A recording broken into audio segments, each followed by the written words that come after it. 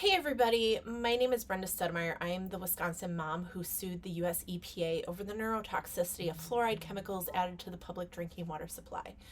We won our federal lawsuit in September 2024, and there's been many municipalities who have been voting to get rid of fluoride for many years, even before our lawsuit even began. And the Wisconsin DNR, which is the Department of Natural Resources, has put out a website this week claiming that they are a neutral organization or government agency, and they are just providing some fluoride information. The problem with this website, though, is that it is not unbiased. It specifically presents a one-sided narrative.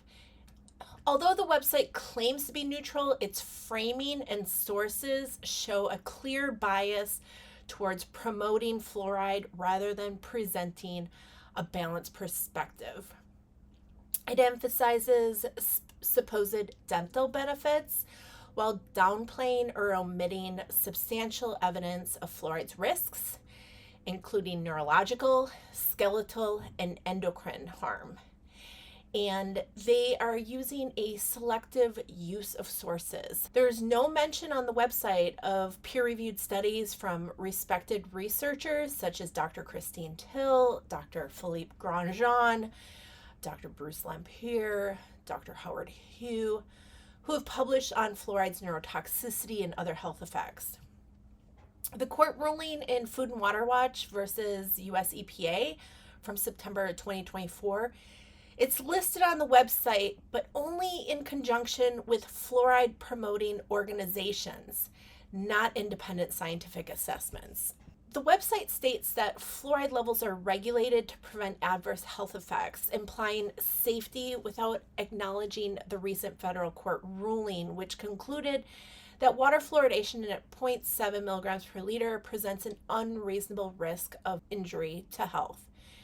This directly contradicts the claim that recommended levels are safe.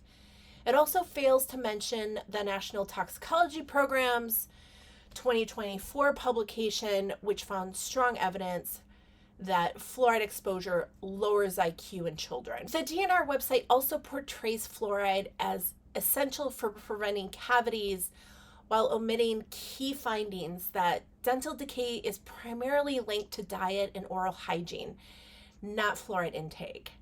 The mechanism of fluoride's effects are topical, not systemic, meaning ingestion of water with fluoride is unnecessary and carries additional risks, specifically for the developing fetus and bottle-fed infant. Dental fluorosis is also a visible sign of overexposure. And in around 2013, the whole United States had to drop the optimal level of fluoride from 1.2 down to 0.7 because around 40% of children had visible signs of fluorosis on their teeth. Today, the estimate is around 70% of children have at least 2 teeth in their mouth affected by dental fluorosis. The DNR website also misrepresents fluoride as a natural substance. While fluoride can be naturally present in water, the compound added to drinking water, fluorosilicic acid or sodium fluoride, these are industrial byproducts. The website phrasing implies they are benign, but these substances are not pharmaceutical grade fluoride and often contain contaminants like lead and arsenic. Calcium fluoride is a natural mineral, but fluorosilicic acid does not meet the definition of mineral. The site focuses solely on fluoride's impact on dental health, and it fails to mention well-documented risks like neurological damage, including lower IQ in children, as confirmed by multiple NIH-funded studies, endocrine disruption, particularly fluoride's effects on the thyroid gland, which can contribute to hypothyroidism or low thyroid activity. And then there's also bone health concerns, including increased risk of fractures and skeletal fluorosis in long-term exposure. So, water fluoridation is a form of mass medication without individual consent. Yet the website frames it as a community decision rather than a medical ethics issue. Unlike fluoridated toothpaste, which individuals can choose to use or avoid, fluoridated water exposes an entire population, including vulnerable groups like pregnant women, infants, those with kidney disease, and those who are more susceptible to harm. So this website is not truly unbiased. Rather, it selectively presents information that favors fluoridation while disregarding or minimizing legitimate scientific concerns. A truly neutral resource would include the peer-reviewed studies on fluoride's risks, not just endorsements from pro-fluoride organizations. It would also have a discussion of neurological, endocrine, and skeletal effects alongside the dental health. And it would acknowledge the recent federal court ruling that found fluoridation presents an unreasonable risk to health, and a more critical look at the ethics of mass fluoridation, including informed consent issues, would be discussed.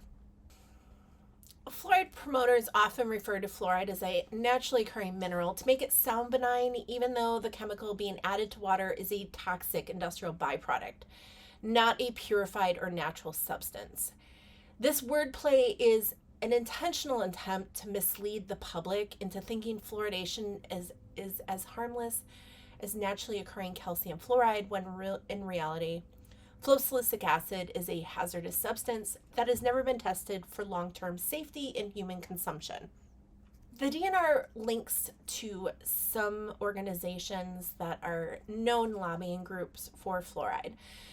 The American Academy of Pediatrics, we deposed in our fluoride lawsuit, and their representative admitted that they were okay with seeing a reduction in IQ because they thought that that was an acceptable trade-off for the dental benefits of fluoride.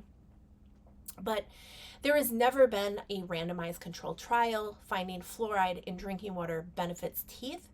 The first trial is being done right now in North Carolina by Gary Slade. And in that study, they specifically do not want these mothers bottle feeding their infant formula to use fluoridated water for mixing that infant formula. They only want it for sippy cups and drinking. The reason they do not want fluoridated water being mixed with infant formula is because they're worried of overexposure to the infants.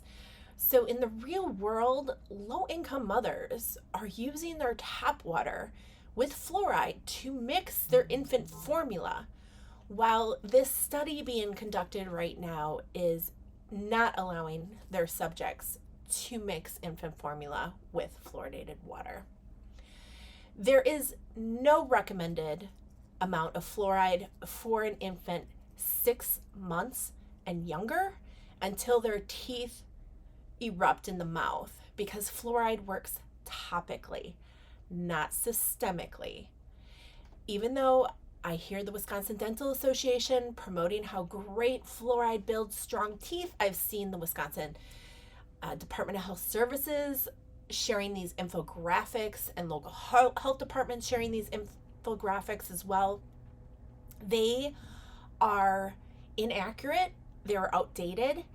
We believed that's how fluoride worked back in the 1940s, but since about 2000, we've understood that fluoride works topically, not systemically. A pregnant woman drinking fluoridated water will not build strong teeth for her developing fetus, and a bottle-fed infant before 6 months of age consuming fluoride only has a risk during this time, a risk to their brain development, and also a risk for dental fluorosis when they are drinking fluoridated water with their formula or other ways like fluoride supplements. This is why fluoride supplements are not recommended for anybody under 6 months of age, because it damages the teeth with fluorosis.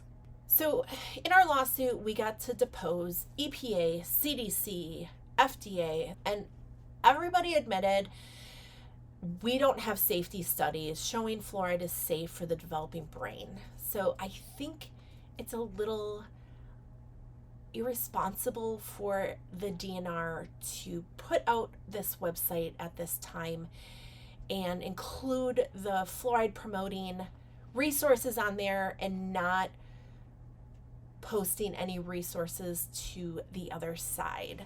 The American Academy of Pediatrics is known to favor many industry positions. They still believe and state mercury dental fillings are safe and okay, while the European Union has banned mercury dental fillings, and the FDA has come out and said that pregnant women and those susceptible to neurotoxicity or mercury harm should not have mercury fillings put in their teeth. Yet the American Academy of Pediatrics still recommends and promotes mercury. The American Academy of Pediatrics is also caught taking money from Coca-Cola and promoting that, sugar and soda did not cause or impact obesity, and it was okay for diabetics to have a small can of Coca-Cola. So we know these groups linked on the DNR website are entrenched in water fluoridation promotion. And it's apparent by, the way that they misrepresent the lawsuit and the studies, that they are very entrenched and they dig their heels in deeper to protect fluoride when they should be reevaluating their stances and changing and modifying their opinion based on the emerging science in order to protect human health. And the American Fluoridation Society is also linked on the DNR website. They showed up to Green Bay and told decision makers in Green Bay that my lawsuit over water fluoridation wasn't even about water fluoridation. It was actually about the Toxic Substances Act, the president of the American Fluoridation Society stated. After I spoke, my two attorneys spoke about our fluoride lawsuit. He waited to be the last, or one of the last, to speak at this meeting and told council members that the lawsuit isn't even about water fluoridation.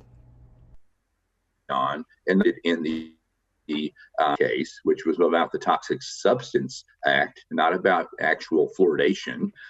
This is the same person that showed up in DeForest a few months ago, and when one of the board members from the village stated that his daughter had dental fluorosis and had to have cosmetic dental treatments of veneers put on her teeth that cost a lot of money. This village board member read a tube of toothpaste that said that, do not swallow. The president of the American Fluoridation Society said that it was okay to swallow your toothpaste. The FDA just puts that warning on there of an abundance of caution. That is a statement that kind of emits a, oh my, response, and it would me too. But there's a reason why it's on there. It's not on there in Europe. It's not on there in Germany. It's not on there in Mexico. The FDA has done that on over-the-counter products just as an abundance of caution. And say with a vitamin, like vitamin E or vitamin A, if you took a lot of it, yes, you could get a level of that where it would be toxic to you. But that's not the case with toothpaste. You'll get an upset stomach from the sudsing agent, that foaming agent that's in it, which is soap. You'll throw up before you can ever swallow enough of it to even cause any sort of harm.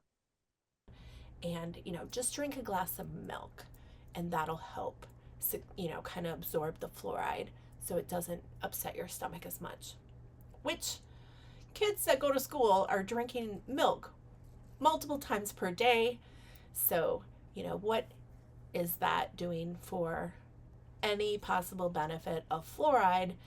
Is that calcium kind of sequestering that fluoride, and then it's unable to, bathe the teeth or whatever it's supposed to allegedly do. The Wisconsin Dental Association is highly biased in favor of fluoride, and I've seen them and heard them talk multiple times, and they are very behind on the science. Recently, the president of the Wisconsin Dental Association stated that, for almost 24 years, Medicaid reimbursements were not increased, which this is what led to our dental health crisis in Wisconsin for low-income people. I don't think Medicaid rates had been raised on the dental side of things for 24 years. So there was a 24-year period where there was no increase up until 2021. So again, that presents some challenges, right? I have been a low-income mother in my life, and it was so hard to find access to dental care and then to avoid garbage. The WIC program, all they did was push garbage onto me. Juicy juice, Kick cereal, just carbs and sugar and tooth decay is what I was fed. I gave all that stuff away, but it was kind of ridiculous that it was constantly. And then when my kids went to school, they can have free breakfast program, which was Trix yogurt, Cocoa Puff cereal, chocolate milk, these muffins loaded with sugar, juice, applesauce, those fruit cups that are soaked in that sweet syrup. It was just 40 to 80 grams of sugar in the breakfast program. I could never allow my kids to eat that because you're feeding those kids tooth decay. And then you're crying that there's an epidemic of tooth decay in every fluoridated community that has low-income people. Low-income people have an epidemic of tooth decay. And there's also a problem of emergency dental visits. Mind you, I looked at some of the graphs for the state of Wisconsin, and when fluoridated water was dropped from 1.2 to 0.7, emergency room dental visits declined as well. I've seen in countries like Germany and Finland and Cuba, when fluoridation was stopped, their tooth decay rates went down. So I know people keep talking about Calgary, Canada.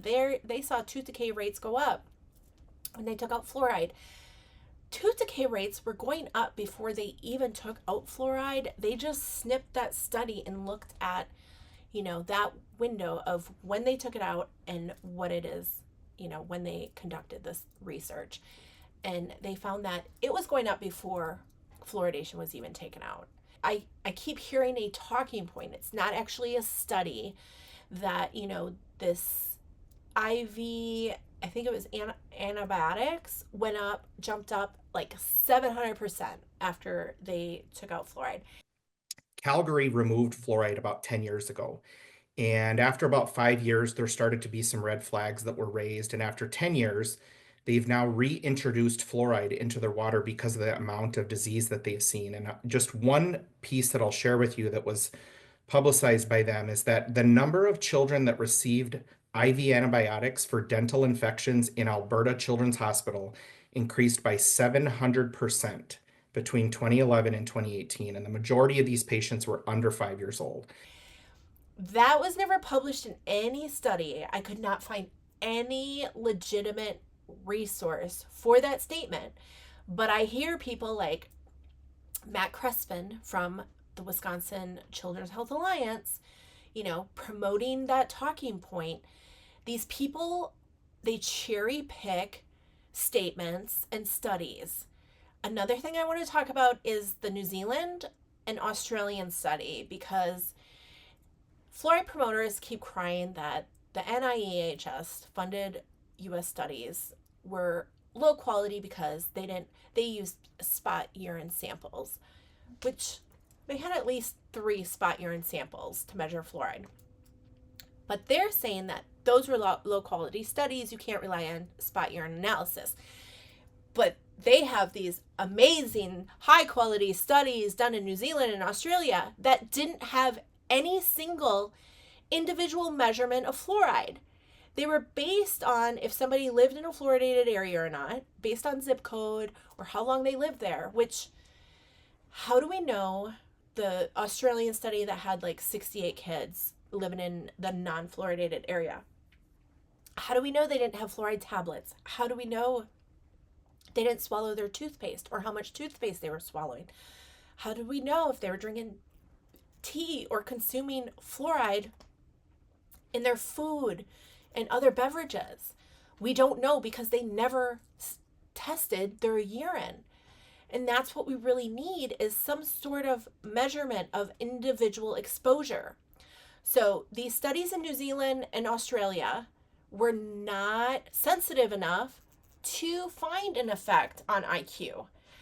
But the NIEHS, or the NIH funded studies in the US that were done in Canada and Mexico, were conducted in a sensitive manner that they could identify that they saw fluoride lowering IQ, increasing ADHD rates, and stuff like that.